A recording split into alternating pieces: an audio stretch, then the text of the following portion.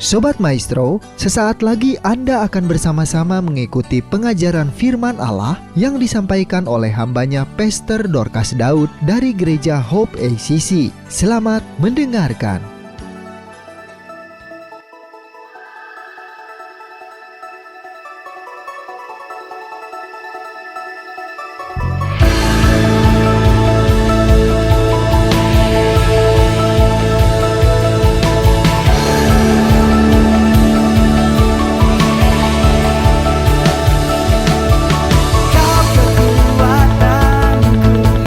Kau sumber pengharapan dan masa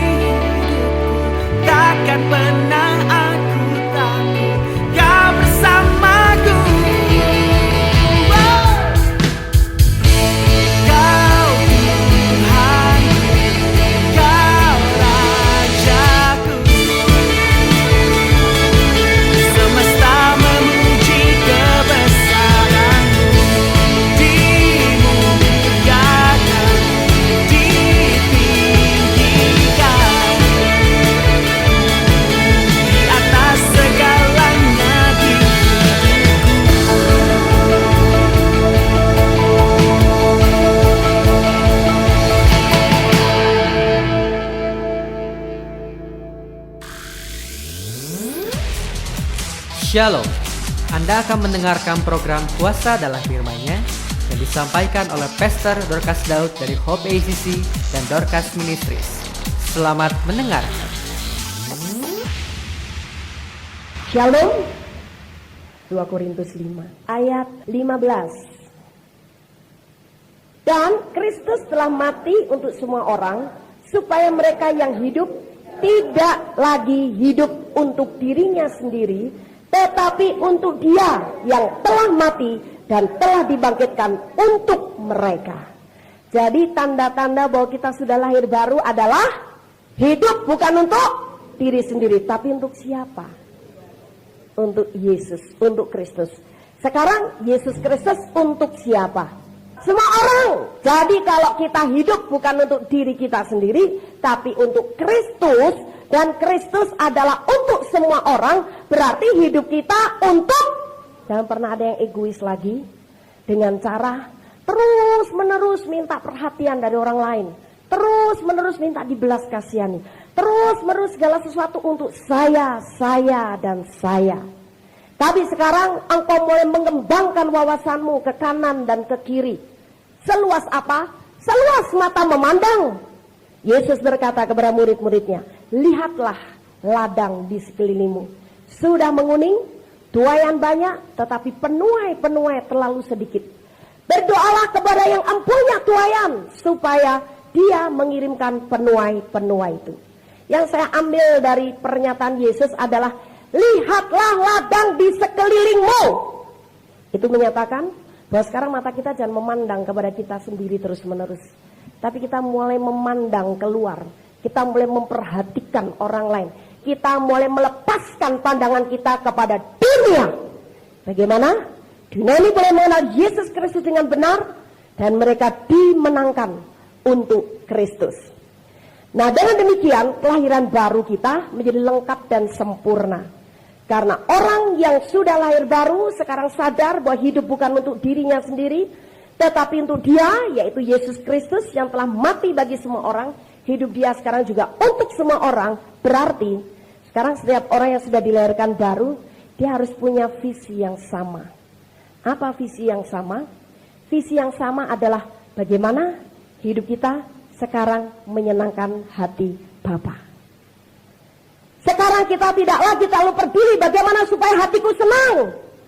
Tapi yang terpenting di sini, bagaimana supaya hati Bapa senang. Dengan tujuan kekristenan kita membuat hati Bapa senang, maka pertobatan kita akan total. Banyak orang Kristen menyatakan diri sudah bertobat, tapi di luar gereja sana dia masih kompromi dengan dosa. Banyak sekali. Kelihatannya kalau di gereja mereka cari Tuhan, ikut memuji Tuhan, barangkali juga terlibat di dalam sebuah pelayanan, tapi ternyata di luar gereja mereka bukan lagi menjadi orang yang mencari Tuhan, tapi orang yang mencari hantu. Karena apa? Masih kompromi dengan dosa-dosa.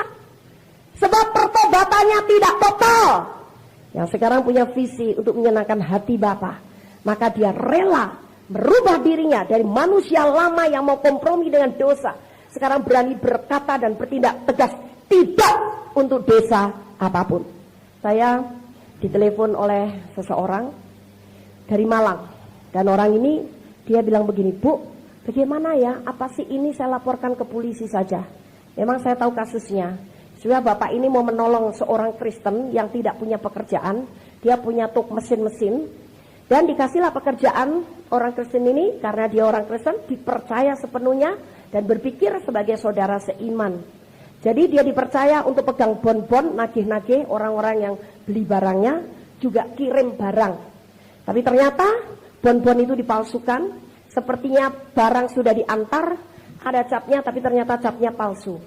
Beberapa tagihan sudah dibayar, sudah masuk, tapi dikatakan oleh orang ini yang dipercaya untuk nagih bon ini, nagih utang ini, dia katakan belum bayar.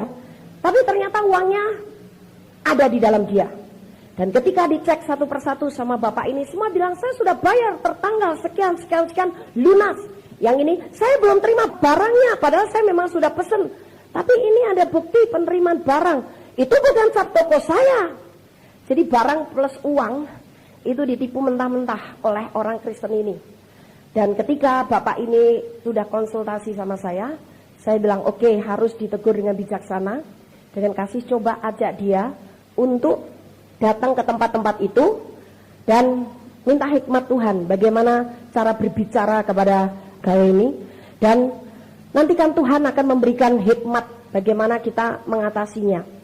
Ya Bu, karena saya tanya langsung, dia bilang sudah saya anter. Ini buktinya, berarti toko itu yang bohong. Dia belum bayar. Saya betul-betul tidak bohong. Swear. Orang Kristen tidak boleh bersumpah demi apapun. Baik demi rambutmu, karena engkau tidak bisa menghitung berapa banyak rambut di kepalamu. Itu sebabnya jangan bersumpah demi rambutmu, jangan bersumpah demi Tuhan, demi Allahmu yang hidup, demi bumi, demi apa saja. Orang Kristen harus terbiasa hidup dalam terang, karena sejak dilahirkan baru dia sudah dipindahkan daerah tempat tinggal. Dari daerah gelap sekarang hidup di dalam terang. Jadi orang yang hidup di dalam terang harus belajar jujur. Kalau iya katakan ya, kalau tidak katakan tidak. Selebihnya dari pernyataan itu adalah berasal daripada si jahat. Tapi ini orang Kristen ini gampang sekali bilang swear, duitnya belum dibayar, itu toko si engkau itu bohong katanya. Ya sudah gini, saya tidak marahin kamu, saya ajarin bilang begitu. Tapi oke, kita datengin satu persatu itu toko. Awalnya mau, iya saya mau buktikan bahwa saya jujur. Tapi di tengah jalan dia bilang, Pak, Bapak ini orang Kristen tapi kenapa kok curiganya gede ya? Padahal saya bukan curiganya, itu Roh Kudus juga yang Bapak ini orang Kristen, kalau mau tolong saya tolonglah tanpa pamrih, tidak usah mendesak saya begini. Saya tidak perlu dicurigai, saya kalau begini jadi nggak enak, turunkan saya di sini. Dia paksa diturunkan di tengah jalan. Akhirnya Bapak ini ya sudah, kalau kamu mau saya turunkan di sini, saya turunkan di sini. Jadi diturunkan, nggak mau diajak kemana-mana. Dan kemudian akhirnya tadi dia bilang, Bu bagaimana? Apa harus saya laporkan polisi? Saya bilang itu salah besar. Kalau Anda melaporkan polisi berarti Anda mengatasi masalah dengan daging, kamu tidak akan pernah berhasil. Firman Allah mengatakan kalau ada masalah di antara kita, baiklah kita meminta nasihat kepada orang yang beriman. Kalau kita mencari nasihat atau meminta nasihat kepada orang yang tidak beriman, apakah di antara kamu sudah tidak ada lagi orang-orang seperti itu? Jadi kita harus sesuai dengan firman Allah, kita hadapi dengan iman, minta nasihat kepada orang beriman, dan minta hikmat Tuhan. Jangan laporkan kepada polisi. Lebih baik Anda tetap mengandalkan Roh Kudus di hatinya, karena bagaimanapun dia pernah mengaku Yesus sebagai Tuhan dan Juru Selamat pribadinya, Roh Kudus ada di hatinya. Dan yang kedua, pakai malaikat Tuhan duduk di pundak kanan kirinya. Ya Bu. Dan yang ketiga, cobalah Anda datang ke rumahnya. Sudah Bu, saya cuma ketemu istrinya juga lagi sakit. Dia nangis terus karena suaminya ternyata sudah tidak pulang 2 hari ini, dan motor saya dibawa. Jadi motor untuk nagih-nagih nganter-nganter barang itu dibawa sama bapak ini. Terus bagaimana Bu? Jangan putus asa. Saya tetap dukung kamu, asal kamu pada jalurnya Tuhan, pasti kamu menang. Karena berkat itu adalah berkat yang kudus, murni dari Tuhan. Kamu membuka usaha juga bukan hasil menipu orang lain, tapi karena engkau punya iman kepada Tuhan, usahamu diberkati. Tidak ada satupun berkat yang dari Tuhan akan bisa dicuri oleh si iblis. Terima kasih Bu, saya dukung doa sebentar. Tapi sesudah itu saya renungkan, ada ya orang Kristen yang katanya sudah lahir baru masih menipu seperti itu. Itu namanya masih kompromi dengan dosa. Karena apa? Dia sebetulnya belum lahir baru. Kalau sudah lahir baru, dia akan tahu bahwa hidup sekarang bukan untuk dirinya sendiri, tapi untuk Kristus, dan Kristus untuk semua orang, berarti dia untuk semua orang. Jadi kalau hidupnya untuk semua orang, sekarang dia akan berupaya bagaimana sekarang hidupnya menyenangkan hati Bapa. Dan untuk menyenangkan hati Bapa, langkah awal adalah melakukan pertobatan yang total. Tidak ada lagi pintu yang boleh terbuka untuk dosa apapun. Kalau dosa sudah mengintip di ambang pintu, no way. Anda harus berkata tidak untuk dosa apapun. Sekalipun hanya dosa bohong-bohong sederhana. Dosa bohong-bohong sederhana atau jengkel, kesel dikit-dikit. Kita sudah tidak boleh memberikan celah dan tempat untuk dosa-dosa seperti itu. Karena menyenangkan hati Bapa berarti kita harus menyerahkan hidup untuk Dia dalam keadaan kudus. Allah itu adalah kudus, hendaklah kamu kudus. Bagaimana kita bisa hidup dalam kekudusan? Kalau kita melakukan pertobatan yang total. Memang manusia kadang-kadang masih kita bisa bohongi, Tapi mata Tuhan ada di mana-mana. Bahkan Roh Kudus ada di hatimu. Roh Kudus yang setiap detik dia online dengan Allah Bapa. Apa yang kau lakukan di tempat tersembunyi sekalipun, dia akan memberikan laporan kepada Allah Bapa. Jadi di hadapan manusia kita masih bisa bermanis-manis. Kita masih bisa berkata, oh aku orang Kristen sudah lahir baru. Tapi tidak demikian di hadapan Allah. Nah, jadi menyenangkan hati Bapa itu harus diawali dengan rela melakukan pertobatan total. Dan pertobatan itu berarti rela mati dari manusia lama. Kalau Anda dan saya belum rela mati dari manusia lama, kita tidak akan mungkin masuk dalam pertobatan yang total. Ini keinginan daging masih mau menggerogoti kita, masih mau mendorong kita untuk berbuat salah, berbuat jelek, berbuat melanggar firman Tuhan. Malas berdoa, malas baca firman, malas dengar khotbah. Itu adalah keinginan daging.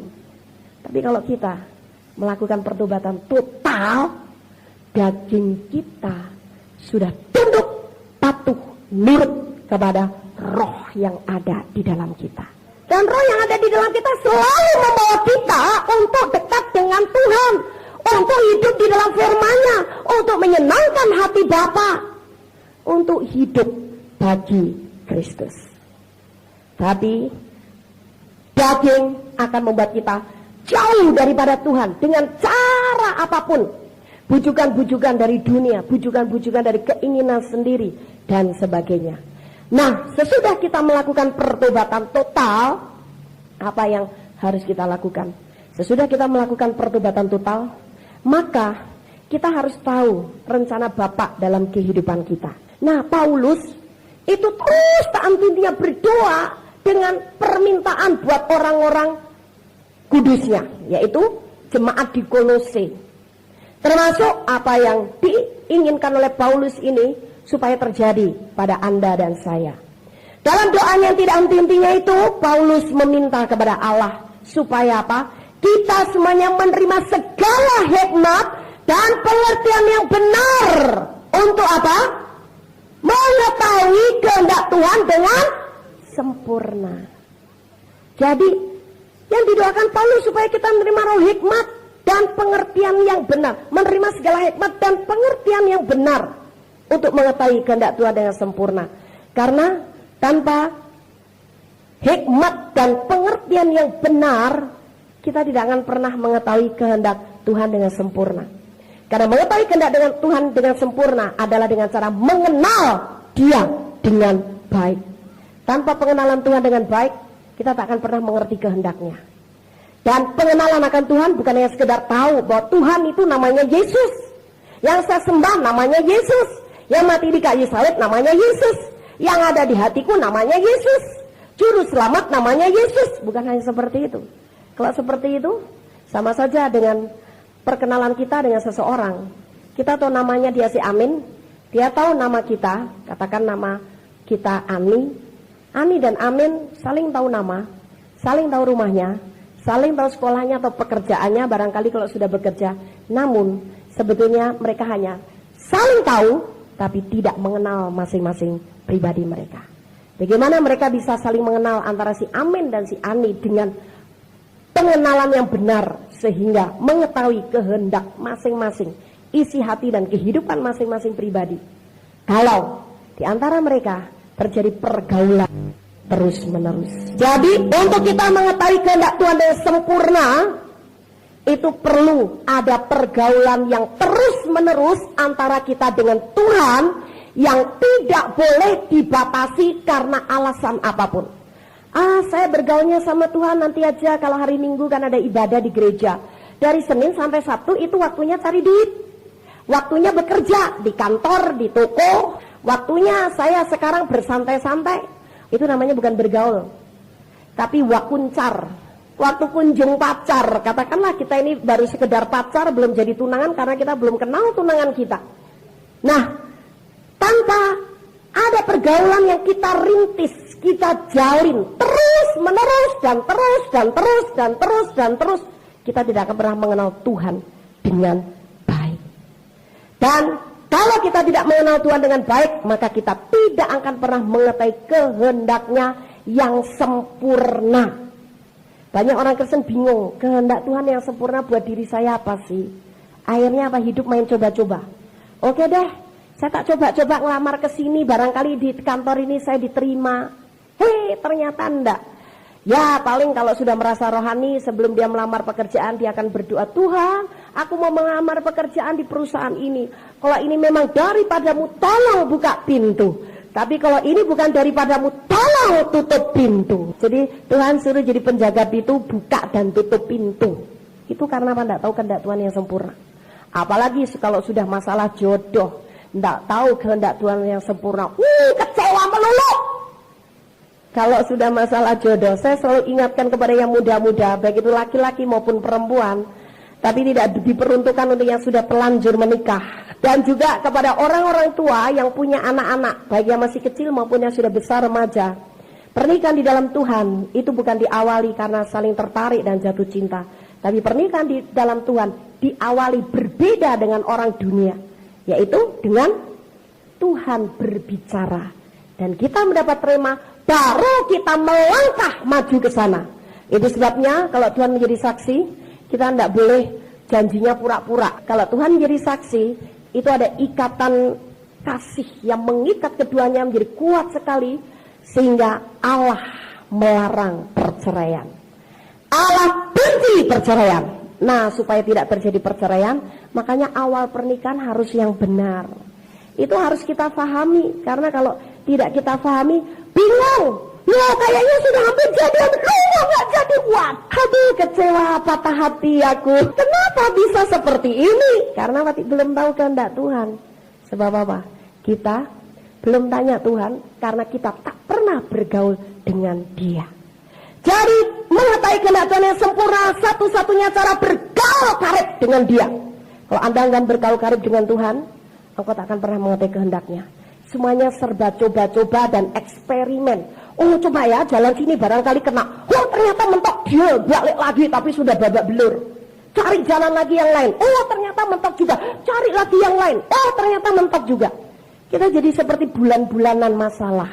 Tapi kalau kita tahu kehendak Tuhan, kita akan melangkah dengan pasti. Kita tahu pintu yang sebelah sana Tuhan sudah buka. Aku mau jalan menuju di sana, saya pasti menang. Saya pasti mendapat sesuatu yang tak pernah salah. Jadi kita harus mengetahui kehendak Tuhan yang sempurna dengan cara adakan pergaulan secara pribadi dengan Tuhan. Kita bisa bergaul dengan seseorang begitu karib, begitu mesra, begitu dekat kadang-kadang. Sebagai seorang sahabat, seorang teman, tempat curhat, dan sebagainya, dan sebagainya. Kenapa tidak dengan Tuhan? Hanya kadang-kadang karena kita membatasi waktu kita. Lebih senang untuk kita pakai untuk hal-hal yang lain. Nongkrong di depan televisi, ngobrol-ngobrol sama tetangga, cuci mata, cari duit, terus yang lain-lain. Jadi sekarang bagaimanapun sibuknya Anda, engkau harus memberi waktu untuk bergaul dengan Dia. Waktu itu sebenarnya kita yang bisa atur. Anda tidak bisa bilang dengan alasan, ya soalnya saya nggak punya waktu sebanyak Bu Daud. Bu Daud kan hamba Tuhan. Saya sendiri kalau saya tidak memanage waktu saya dengan baik, saya nggak pernah punya waktu untuk siapa-siapa. Waktu saya hanya di luar terus. Tapi saya tahu waktu ada di bawah kuasa kendali saya. Saya tidak dikuasai oleh waktu, tapi saya harus menguasai waktu. Saya tidak dikuasai oleh dunia, tapi saya harus menguasai dunia. Jadi saya atur. Apalagi kalau sudah masalah konseling, nggak bisa sewaktu-waktu datang saya mesti harus atur. Oke, jam segini sampai jam segini. Bagaimana kalau dia nggak bisa? Saya harus ada doa pagi. Sebab kalau saya belum puas doa rasanya tidak enak. Nah mesti datangnya jam segini. Tapi kalau sudah lebih dari jam segini, nanti jam segini saya sudah pergi lagi, kamu tidak bisa ketemu saya. Itu kita yang bisa memanage. Anda juga seperti itu, walaupun Anda kerja di sekuler di dunia, tapi engkau yang bisa mengatur waktu. Sepanjang apapun satu hari engkau berada di dalam pekerjaan sekuler dari jam 8 katakan sampai jam 5 sore. Tapi selama engkau mengerjakan pekerjaan sekuler, pasti ada waktu-waktu di mana engkau sedang istirahat di tempat itu. Engkau bisa pakai untuk bergaul dengan Dia. Jadi sebenarnya tidak ada alasan untuk orang Kristen tidak punya waktu dengan Tuhan. Tidak pernah ada. Itu hanya alasan yang dibuat-buat dan omong kosong.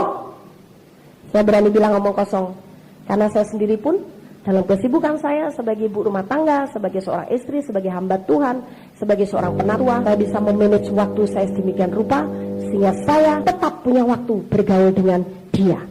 Nah, ini sudah sering Anda dengar, tapi sekarang tinggal mempraktekannya. Kelihatannya gampang dengar khotbah, oh punya persekutuan pribadi dengan Tuhan, bergaul dengan Tuhan. Iya deh Tuhan. Tapi pada kenyataannya dipraktekin susah. Praktekin susah. Dulu waktu nganggur ya, Tuhan kasih saya kerjaan, Tuhan, oh Tuhan, Engkau mengetahui hamba-Mu ini butuh Tuhan. Langsung karena Tuhan penuh kasih ya, tahu kebutuhan kita. Oke, aku memberikan permintaan-Mu karena Engkau adalah anakku, tak kasih kerjaan. Begitu kasih kerjaan, waktunya sekarang disita semua buat pekerjaan, buat Tuhan, tinggal sisanya, bahkan kadang-kadang 1 hari tidak ada lagi. Sudah pulang kerja capek, sudah naik ke tempat tidur, sudah. Saudara, ini namanya bohongin Tuhan. Dulu iya Tuhan, kau tahu kan, aku mengasihi Engkau. Jadi kalau aku mengasihi Engkau, aku minta apa saja dalam nama-Mu, pasti Engkau memberikannya. Tapi begitu dikasih, lupa sama yang ngasih. Oke lah, Tuhan gak pernah marah lah, Tuhan kan maha pengampun. Gak apa-apa, yang penting hari Minggu aku duduk dengan manis, Tuhan tahu aku duduk di gereja. Tuhan tidak membutuhkan hal seperti itu, tapi Tuhan membutuhkan hatimu, waktumu, punya untuk Dia. Dia mau berbicara banyak, Dia mau memberitahu kehendaknya, Dia mau mengajar engkau. Karena kalau engkau tidak mau memberi waktu untuk diajar Tuhan secara langsung, diajarnya dengan apa? Dibentur-benturin tembok. Sebab kamu bandel sih, tidak pernah mau dengar suaraku, tidak pernah memperhatikan firmanku. Jadi sekarang supaya kamu tahu bahwa jalanmu itu salah, sekarang tak bentur-benturin tembok. Terjadilah benturan dengan si A, dengan si B, terjadi masalah ini, masalah itu. Diizinkan Tuhan, karena apa? Kita tidak pernah memberi waktu untuk diajar Tuhan secara langsung. Kita mengabaikan firman-Nya karena memang tak pernah punya waktu membaca firman-Nya. Kita mengabaikan suara Tuhan karena memang tak pernah memberi waktu untuk mendengar suaranya, berdialog dengan Dia. Nah akhirnya dengan cara yang agak kasar sedikit, sampai kita sakit-sakit. Aduh Tuhan, aku sakit kalau dibeginin. Tuhan, siapa orang yang mau dibeginiin Tuhan? Tapi kamu kalau nggak digini, nggak dibikin sakit, nggak tahu bahwa langkahmu salah, bahwa kamu nggak benar. Yang benar kamu melangkah ke sini. Yang benar kamu baca lagi firmanku ini tentang hidup rumah tangga. Ada hukum-hukum rumah tangga di firmanku. Tentang pilek ada hukum-hukum keuangan, hukum-hukum perekonomian di firmanku, semua ada. Tentang kesehatan ada hukum-hukum kesehatan. Bukan hanya 3M karena lagi banyak demam berdarah, tapi banyak ada hukum-hukumnya di firmanku. Kamu sekarang kembali kepada firmanku. Nah jadi walaupun sudah terlalu sering Anda untuk didorong, hayo punya pergaulan pribadi dengan Tuhan, tapi sekarang bagianmu tinggal mempraktekannya. Mendengar dan mengaminkan gampang, tapi mempraktekkan, aduh habis. Kalau sudah ngurus ini yang ngurus itu terlalu capek. Ini kepala juga rasanya udah penuh gitu loh, dengan masalah di kantor, dengan masalah keluarga, dengan masalah ini, dengan itu, dengan diri sendiri terlalu penuh. Jadi akhirnya kalau menghadapi masalah hanya bisanya, gimana nanti Tuhan, gimana Tuhan, nggak mengerti mesti melangkah kemana gitu. Mengapa banyak orang Kristen masih membutuhkan para konselor? Karena mereka tidak mengerti kehendak Tuhan yang sempurna. Padahal sang konselor yang sesungguhnya adalah Yesus. Dia sudah menuangkan segala kehendaknya di dalam firman-Nya. Tinggal Dia akan menjadikan rema di hatimu, walaupun kau menerimanya dari firman Allah. Jadi Tuhan itu adalah konselor yang sesungguhnya. Bukan berarti orang Kristen tidak boleh konseling, tapi kita juga perlu mengetahui bahwa ternyata kita harus mengerti kehendak Tuhan sempurna dengan cara kita menjalin, membina kehidupan pribadi kita dalam pergaulan yang makin akrab dengan Tuhan. Belum terlambat, kita masih bisa memulainya. Walaupun umur kekristenan kita sudah 10 tahun, barangkali ada yang 20 tahun, karena keluargaku dari dulu suku kita memang semuanya Kristen. Barangkali ada yang seperti itu, tapi tidak ada kata terlambat untuk engkau mulai mengawali bergaul dengan Tuhan sebaik-baiknya. Disitulah engkau akan menikmati indahnya hidup karena mengetahui kehendak Tuhan yang sempurna. Engkau tidak akan pernah kebentur sana dan kebentur sini, Karena engkau tahu persis jalan yang engkau harus lalui adalah jalan yang ini. Tuhan yang memberitahu ketika dia bergaul dengan kita. Nah, semuanya itu kita bisa lakukan dengan cara bergaul secara pribadi dengan Tuhan. Dan kemudian kalau kita membaca dari Kolose 1 tadi, bergaul pribadi dengan Tuhan sehingga kita mengetahui kehendak Tuhan dengan sempurna. Yang kedua, supaya kalau kita menerima segala hikmat dan pengertian yang benar dari Tuhan, hidup kita layak di hadapannya dalam segala hal. Jadi Allah juga ingin hidup kita layak di hadapannya dalam segala hal. Sekarang kriteria kelayakan hidup kita di hadapannya itu dengan ukuran atau barometernya adalah firman Allah. Apakah yang kita lakukan, kita ucapkan, kita pikirkan, kita putuskan sudah sesuai dengan firman Allah atau belum? Kalau belum, oh berarti aku belum layak di hadapan Tuhan. Layak di sini bukan berarti karena kita masih penuh dengan dosa, penuh dengan lumpur seperti dahulu ya manusia lama. Bukan itu, tapi artinya layak. Itu adalah hidup yang sesuai dengan firman Allah. Bahwa dosa kita masa lalu ketika kita minta ampun di hadapan Tuhan, kita sudah diampuni, kita sudah disucikan dari segala dosa oleh darahnya. Tapi selebihnya dari hari ke hari kita harus membina kelayakan hidup kita di dalam Tuhan. Karena apa? Tujuan akhir yang harus kita ketahui adalah dalam Roma 8 ayat yang ke-29. Sebab semua orang yang dipilihnya dari semula, mereka juga ditentukannya dari semula untuk menjadi serupa dengan gambaran anaknya, supaya ia, anaknya itu, menjadi yang sulung di antara banyak saudara. Nah, jadi sama sebetulnya kalau kita punya bapak yang sama, ibu yang sama, dan mereka melahirkan anak sulung yaitu Yesus Kristus yang menjadi kakak kita. Kita seharusnya menjadi sama seperti kakak kita yang sulung, yaitu Yesus Kristus. Baru kita dikenal anak Allah dan anak ibu Roh Kudus. Kalau Yesusnya begitu sempurna, begitu kudus, begitu taat, begitu mengasihi Bapaknya, begitu punya iman, dan dia bergantung penuh hidupnya kepada Bapaknya. Kok kita tidak punya iman, kita tidak taat, kita tidak ada perasaan takut kepada Bapak kita, sehingga kita enak saja melakukan dosa, kompromi dengan dosa ini dan dosa itu, dan kita berbuat seperti merasa tidak berdosa. Banyak orang melakukan dosa tapi merasa tidak berdosa karena dia tidak bercermin kepada kakak sulungnya. Tapi kalau kita bercermin kepada kakak sulung kita, waduh ternyata, aduh ini masih ada kotoran ayam, aduh baju saya ini masih kotor, aduh ternyata hatiku ada ular, ada jangkrik, ada macan pemarah, ada apa lagi di situ, ternyata banyak. Karena apa? Kita mau bercermin kepada kakak kita. Nah, jadi Yesus yang menjadi kakak sulung, dikatakan di dalam firman ini, kita harus menjadi serupa dengan dia, supaya ia, anaknya itu, menjadi yang sulung di antara banyak saudara. Jadi kalau kita tidak menjadi serupa dengan Yesus, bisa-bisa kita tidak dianggap adik sama Yesus. Karena kita menjadi serupa dengan Yesus itu supaya dia menjadi yang sulung dari antara kita. Jadi supaya dia mengaku kita ini adiknya, dan dia menjadi kakak sulung kita, kita harus serupa dengan dia. Mau tidak mau, kita harus serupa dengan dia. Itu sebabnya hidup kita dari hari ke hari harus memenuhi target layak di hadapannya dalam segala hal. Jadi sekarang mendeteksi kita layak dan tidak gampang. Baca firman. Ini berlaku untuk semuanya.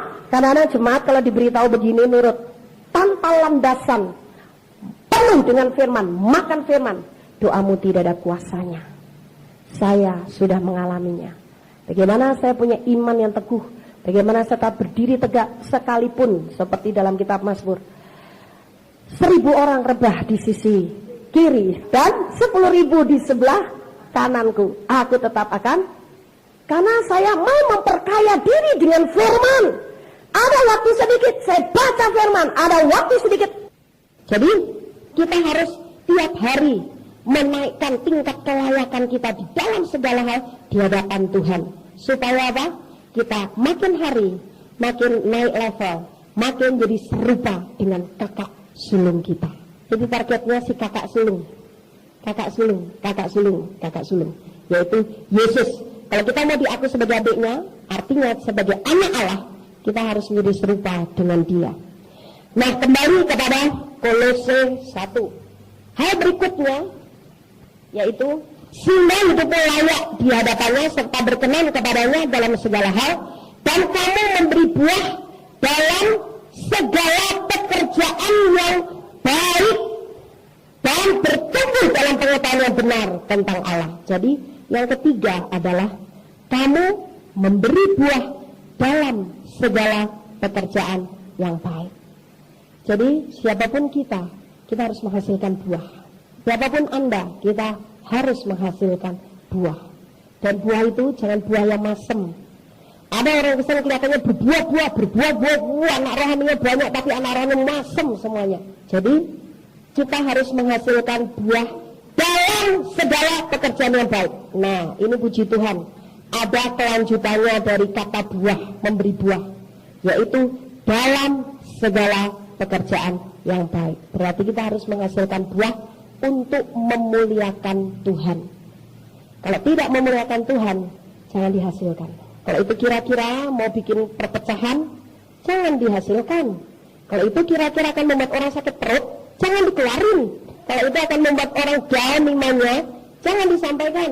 Kalau itu kira-kira akan membuat kacau balau, kerugian orang lain dan sebagainya, kerugian gereja Tuhan, nama buruk gereja Tuhan, jangan itu kita lakukan. Jadi berbuah dalam segala pekerjaan yang baik. Sekarang yang berikutnya ayat yang ke-11 dari Kolose 1. Dan dikuatkan dengan segala kekuatan oleh kuasa kemuliaannya untuk menanggung segala sesuatu dengan tekun dan sabar. Tahu tidak bahwa kita itu harus mencerminkan kemuliaan Allah. Tapi bagaimana kemuliaan itu menyertai kita? Dia yang akan mengkuatkannya. Dan cara Allah memberikan kekuatan kepada kita untuk memancarkan kemuliaannya sendiri di tengah dunia ini adalah juga dengan kuasa kemuliaannya. Sehingga kuasa kemuliaan itu membuat kita cakap atau kuat menanggung segala sesuatu dengan tekun dan sabar. Dalam rangka hidup kita mau memuliakan Kristus, pasti ada saja halangan-halangan, pasti ada saja kesulitan-kesulitan, tantangan-tantangan dan sebagainya. Entah itu dari keluarga, entah itu dari orang lain, entah itu dari orang gereja sendiri, banyak sekali, entah itu dari orang dunia. Tapi bagaimana kita bisa menanggung dan menyelesaikannya dengan tekun dan sabar? Kalau kita tahu bahwa kita menyenangkan hati Bapa, itu berarti juga harus rela memancarkan kemuliaan Dia dalam hidup kita, dan bagian kita sekarang menyerah kepada kuasa Roh Kudusnya atau kuasa kemuliaannya mengalir di dalam hidup kita. Kuasa Roh Kudus itulah kuasa yang mulia, kuasa yang besar. Hanya Dialah yang membuat kita sanggup atau cakap melakukan segala sesuatu, termasuk menanggung segala sesuatu dengan tekun dan sabar. Sampai akhirnya walaupun hidup kita atau diri kita menghadapi satu perjuangan, kita tidak berhenti di tengah jalan. Iman kita tidak gagal di tengah jalan. Kita tidak menjadi lelah, kita tidak menjadi kecewa dengan Tuhan, tapi justru merupakan dorongan semangat untuk kita berlari makin kencang lagi dengan Tuhan. Dengan satu tujuan, kalau aku belum mencapai garis finish, aku tidak mau berhenti. Itu yang Tuhan inginkan. Yesus dalam kehidupannya selalu menghadapi perjuangan, dan perjuangan Yesus tidak enteng, berat dan sangat berat. Tapi dia tetap berlari-lari kepada tujuan sampai mencapai garis finish. Karena dia sadar, dia harus menyenangkan hati Bapaknya. Itu sebabnya hidupnya harus menyatakan kemuliaan Bapaknya di tengah dunia ini, walaupun dera, celah, ejekan, siksaan yang harus dia tanggung. Tapi dia jalan terus, bahkan dia mau percepat larinya dengan cara taat kepada kehendak Allah Bapa, mati di kayu salib, sampai pada akhirnya dia dinyatakan menang. Dan ternyata kuasa Roh Kudus yang memberikan kekuatan kepada Yesus menyatakan kemuliaan Allah Bapa. Itu sebabnya Bukan hanya Anda dan saya yang dipenuhi Roh Kudus, tapi Yesus pun ketika dia dibaptis oleh Yohanes, dia juga perlu dipenuhi kuasa Roh Kudus. Supaya dengan kuasa Roh Kudus yang mulia itu, Yesus juga memperoleh kekuatan untuk menanggung cakap atau kuat menanggung segala sesuatu dengan tekun dan sabar. Jadi ingatlah selalu ketika Anda menghadapi satu perjuangan, atau menghadapi kesulitan, atau menghadapi satu tantangan, percayalah dan sadarilah bahwa ada kuasa kemuliaan Kristus, yaitu Roh Kudus, yang akan memberikan kekuatan kepadamu. Kita tinggal mengucap syukur. Terima kasih Ibu Roh Kudus. Memang Roh Kudus seperti Ibu yang selalu ingin menghibur anaknya, selalu ingin menasihati anaknya, selalu ingin men-encourage, membangun anaknya, memberi semangat yang baru. Itu ciri-ciri seorang ibu yang normal begitu. Kalau ibu hanya menjatuhkan anak, terus marahin anak, ngutukin anak, itu bukan ibu yang normal. Kalau ibu yang normal ingin membangun terus anaknya, ingin mendorong, memberi semangat terus pada anaknya, menghibur di kala sedih, mengingatkan di kala lupa, kan menasihati, mendidik, membimbing kita. Begitu juga Roh Kudus selalu siap untuk apa? Memberikan kekuatan di dalam hidupmu. Tinggal kita mengucap syukur. Terima kasih Ibu Roh Kudus, Engkau yang memberikan kekuatan kepada saya untuk menghadapi problem ini, menghadapi kesulitan ini, menghadapi tantangan ini, menjalani perjuangan ini, supaya saya terus berlari dalam perlombaan iman yang benar dan kuat mencapai garis akhir. Terima kasih Ibu Roh Kudus. Saya mengucap syukur. Saya pasti tahan menghadapi ini. Saya tak perlu kabur di sana sini. Pelayanan di mana-mana ada tantangan, pelayanan di mana-mana ada masalah dan problem. Buat apa kalau pelayanan di kelompok ini tidak senang, pindah lari ke sana, sana lagi ke Bentur, pindah lagi lari ke sini. Itu tidak menguntungkan kita, tapi malah merugikan kita. Kita bergereja di gereja ini, udah nggak enak ya kok. Gembalanya kelihatannya acuh tak acuh, cari lagi gereja lain. Di sana, sekarang di sini pengerjanya acuh tak acuh, pindah lagi ke sana. Sekarang di sini jemaatnya ternyata masih duniawi. Di sana lari sini percuma. Kita tak perlu lari dari masalah. Kita tak perlu menghindar dari perjuangan yang harus kita hadapi, kesulitan dan tantangan. Tapi yang perlu kita ketahui adalah kesadaran bahwa Anda punya kuasa Roh Kudus yang mulia, besar dan luar biasa, yang siap memberikan kekuatan kepadamu, menanggung, menghadapi segala sesuatu dengan tekun dan sabar.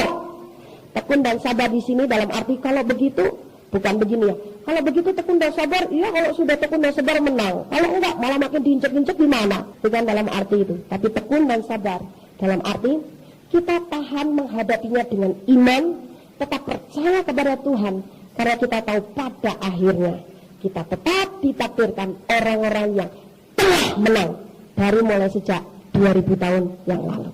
Jadi dengan demikian kita akan menyenangkan hati Bapak kita. Dan Allah senang itu. Dalam 1 Petrus 4 ayat 1 sampai 3. Jadi karena Kristus telah menderita penderitaan badani, kamu pun harus juga mempersenjatai dirimu dengan pikiran yang demikian. Karena barang siapa telah menderita penderitaan badani, ia telah berhenti berbuat dosa. Supaya waktu yang sisa jangan kamu pergunakan menurut keinginan manusia, tetapi menurut kehendak Allah. Sebab telah cukup banyak waktu kamu pergunakan untuk melakukan kehendak orang-orang yang tidak mengenal Allah. Kamu telah hidup dalam rupa-rupa hawa nafsu, keinginan, kemabukkan, pesta pora, perjamuan minum, dan penyembahan berhala yang terlarang. Nah, jadi firman ini mengingatkan kita, waktu yang dulu kamu pergunakan, yang kamu pergunakan sekarang ini sudah cukup banyak untuk mengikuti atau untuk melakukan kehendak orang-orang yang tidak mengenal Allah. Artinya apa? Anda sudah cukup banyak waktu untuk melakukan hal perkara-perkara duniawi bersama dengan orang-orang dunia itu. Bahkan kamu juga sudah cukup waktunya untuk memakai hidupmu dalam rupa-rupa hawa nafsu, keinginan sendiri, kemabukan, pesta pora, perjamuan minum, perjamuan berhala yang terlarang, dan masih banyak lagi. Masih banyak lagi. Itu sudah cukup. Kita hidup di dalam perkara daging sudah cukup. Dan itu semuanya dulu kita lakukan karena demi mengikuti keinginan diri sendiri. Tapi sekarang kembalilah kepada konsekuensi orang yang mau lahir baru dalam Yesus Kristus.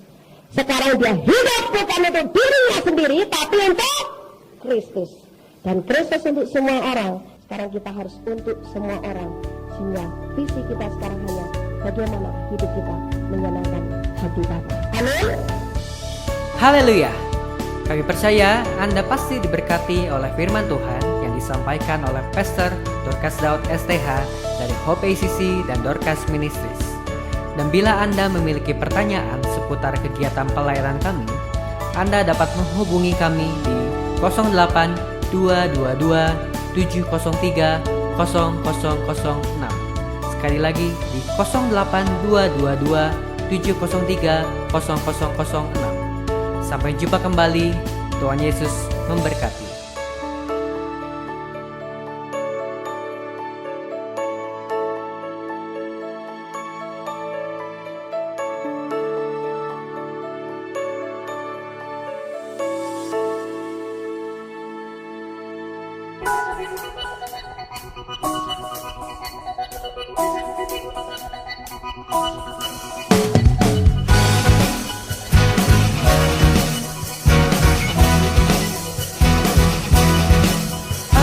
Shout to the world, Jesus live. I'm gonna shout to the nation that He's my God. I'm gonna tell everyone that I'm saved.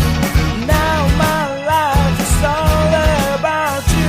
My all love was died on the cross. Been redeemed me by your sacrifice.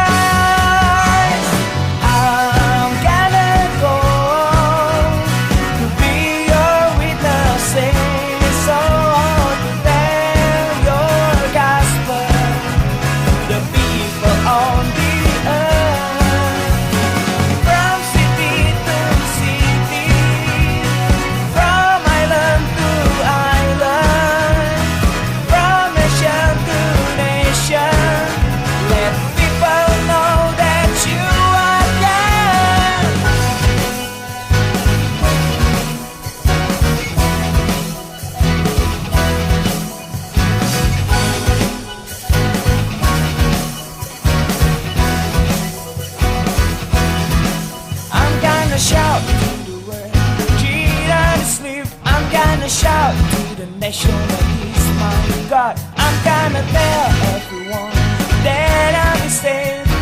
Now my life is all about you. My all love was died on the cross.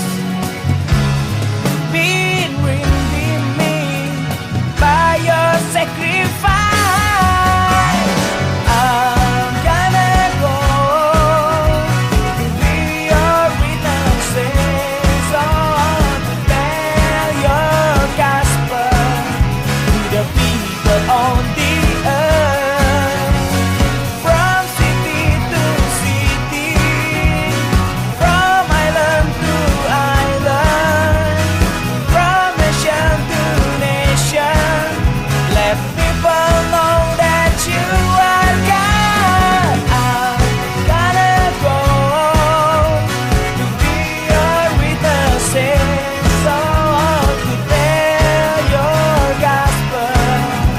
The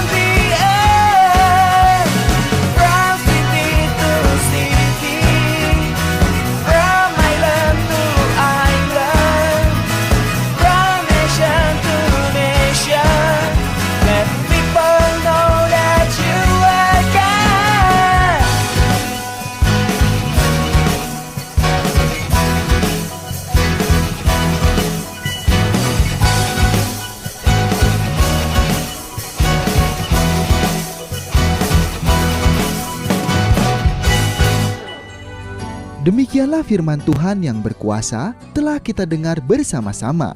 Dan kami percaya Anda sangat diberkati. Bagi yang membutuhkan pertumbuhan iman dan pelayanan lebih lanjut, Anda dapat menghubungi kami dan beribadah bersama dengan kami setiap hari Minggu di Gereja Hope ACC di ACC Center, Jalan Mekar Utama, nomor 31, lantai 3 Kompleks Mekarwangi, Bandung, pada jam 8.30. Ada kebaktian anak-anak pada jam yang sama. Ikuti juga Breakthrough Prayer setiap Jumat jam 18.30. Jika Anda membutuhkan dukungan doa, Anda dapat mengirimkan SMS ke nomor 0822 2703 0006